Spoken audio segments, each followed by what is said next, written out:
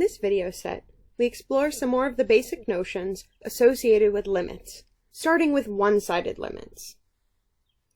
Consider the statement, quote, whether or not the limit of fx, as x approaches c, exists, depends on how f of c is defined.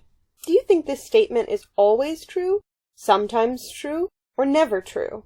Pause the video while you decide on your answer. This statement is never true.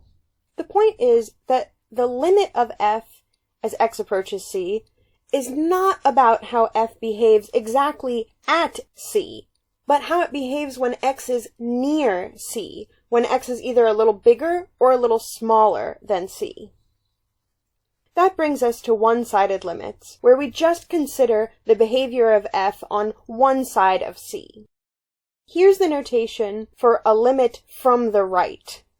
We say the limit of f of x as x approaches c from the right, that's what this plus sign indicates, equals L. That means that x is close to L whenever x is a little bit bigger than c, whenever x is to the right of c on the number line. Similarly, we can consider the limit as x approaches c from the left, which we denote with this little minus sign. When x approaches c from the left, we only consider x's that are a little smaller than c, that are to the left of c on the number line. Last time, we considered this piecewise function, and we said the limit as x goes to 2 of this function does not exist. And we also looked at the function cosine pi over x, and said the limit as x goes to 0 for that doesn't exist. You may have felt that there's something different about these two functions. After all, this piecewise function is just two lines, while the cosine function, as you get close to 0, is fluctuating all over the place. The best way to see what's different about these two things in terms of limits is to look at the one-sided limits. What happens when we take the limit of f of x as x goes to 2 from the right? When x is to the right of 2, we're only using this part of the equation for f. F is always going to equal 4 plus x. So, the limit of f is the same as the limit of 4 plus x as x goes to 2 from the right. And there we can clearly see the limit is 6. What about the limit on the left? As we consider the limit as x goes to 2 from the left, we see that f of x is always equaling 5x. So we can do the same trick and just look at the limit of 5x as x goes to 2 from the left, and that's clearly giving us 10. We can also see these pictorially. As we move toward x equals 2 from the left, the function value is clearly climbing up to 10, and when we look at the limit as x goes to 2 from the right, the function value is clearly going down to 6. The fact that these two one-sided limits are not equal means that the two-sided limit does not exist. In general, a two-sided limit only exists if both the one-sided limits exist and they give you the same number. What about that other example with cosine? What can we say about its one-sided limits? They don't exist either.